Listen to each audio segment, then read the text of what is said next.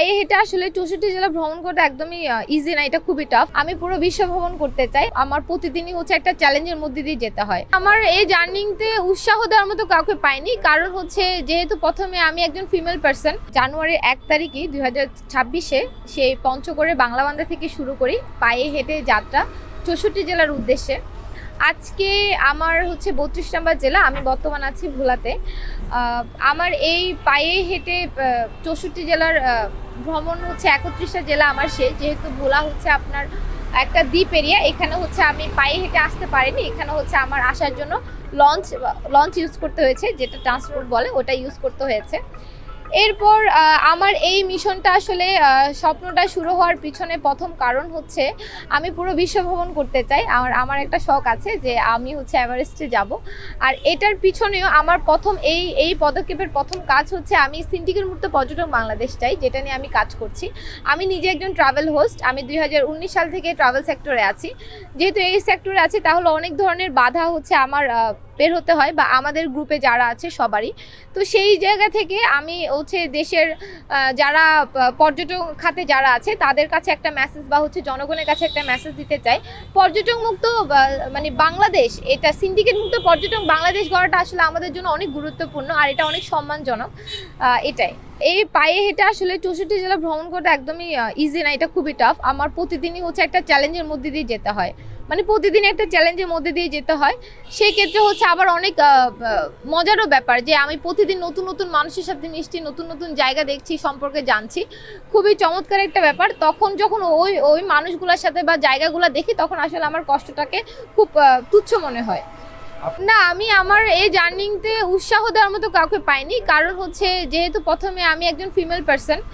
সবাই হচ্ছে সিকিউরিটিটা নিয়ে অনেক ইনসিওর করে। সবাই বলছে হচ্ছে দেশের পরিস্থিতি ভালো না। আসলে দেশ কখনোই ভালো ছিল না, দেশের পরিস্থিতি কখনোই ভালো ছিল না, কিন্তু আমি ভরসা করে বের হয়েছি দেশের মানুষের প্রতি। তো আমি এতটুকু চলার মধ্যে আমার 100%-এর মধ্যে 90% মানুষই হচ্ছে আমি ভালো পেয়েছি। প্রত্যেকটা জেলারই খুবই আপ্যায়ন পেয়েছি, খুবই ভালো মানুষ পেয়েছি, হয়তো আমার লাক ভালো। সেক্ষেত্রে এটা আসলে নিজের উপরে ভরসা করে আসলে বের হওয়া। আমার এই প্রজেক্টে বা হচ্ছে এই মিশনে কেউ হচ্ছে আমাকে উৎসাহ করেনি। সরকারি সহযোগিতা বলতে আমি হচ্ছে আমাদের জেলা থেকে বিভাগীয় কমিশনারের হচ্ছে আমি অনুমোদনটা পেয়েছি, কিন্তু এটা আসলে প্রয়োজন হয় না বললেই চলে। আর কারণ হচ্ছে যেহেতু হচ্ছে এটা নিজের ক্ষেত্রে, মানে নিজের জন্য বা দেশের জন্য হচ্ছে পরে, আগে হচ্ছে নিজের জন্য, পরে দেশের জন্য। আর আমাদের পর্যটন খাতে বা সরকারের থেকে এখনো ওইরকম কোনো বা অনুদান বা সুযোগ সুবিধা আমরা যারা অ্যাথলিট বা হচ্ছে ট্রাভেলার তাদের জন্য এখন অবধি করা হয়নি বললেই চলে। সেক্ষেত্রে সরকারের তেমন কোনো সহযোগিতা নেই। পরিবারকে যদি বলতে যাই, আমি যেহেতু 2019 সাল থেকে এই সেক্টরে আছি, তাহলে পরিবার এখন অনেকটা মানে চিন্তামুক্ত। প্রথম যখন হচ্ছে যে এই ধরনের আমি বিভিন্ন জায়গায় যেতাম, ঘোরাঘুরি করতাম, তখন হয়তো একটু চিন্তা করতো। এখন যেহেতু একটা নির্দিষ্ট সময় পরে এসেছি, পরিবার বলে যে ঠিক আছে, সাবধানে যা, সাবধানে ফিরে আসিস। রাত্রি যাপনটা বলতে গেলে আমি যখন সেই তেঁতুলিয়া এসেছিলাম, প্রথম হচ্ছে বাংলাবান্ধা থেকে হেঁটে যখন আমি 18 কিলোমিটার মতো তেঁতুলিয়া এসেছিলাম, সেদিন আমি একদম র্যান্ডম মানুষের বাসায় ছিলাম।